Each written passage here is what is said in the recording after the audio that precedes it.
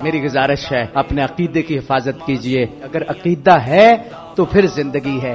آپ کو پتہ ہے کہ اس وقت کی ڈیمانڈ کیا ہے کہ اہل سنت اکٹھے ہوں۔ اللہ تبارک و تعالیٰ کے فضل سے سنی کانفرنس 20 فروری روز اتوار صبح 9 بجے لاہور صراط مستقیم یونیورسٹی گراؤنڈ میں منعقد ہو رہی ہے۔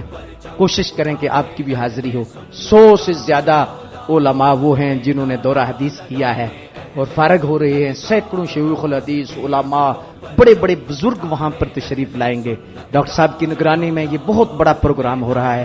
اہل حق اکٹھے ہو رہے ہیں، اہل سنت اکٹھے ہو رہے ہیں۔ میں دردمندانہ اپیل کروں گا کہ ہو سکے تو آپ اس میں بھی ضرور شرکت کریں۔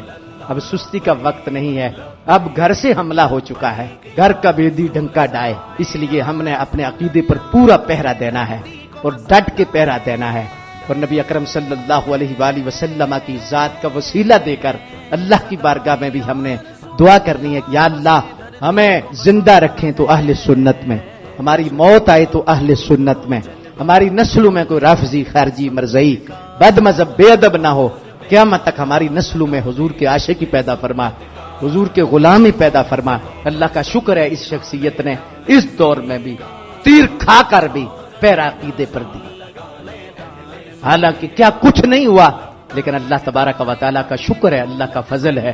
اللہ سے علماء کا سایہ تا دیر امت پر دراز فرمائے۔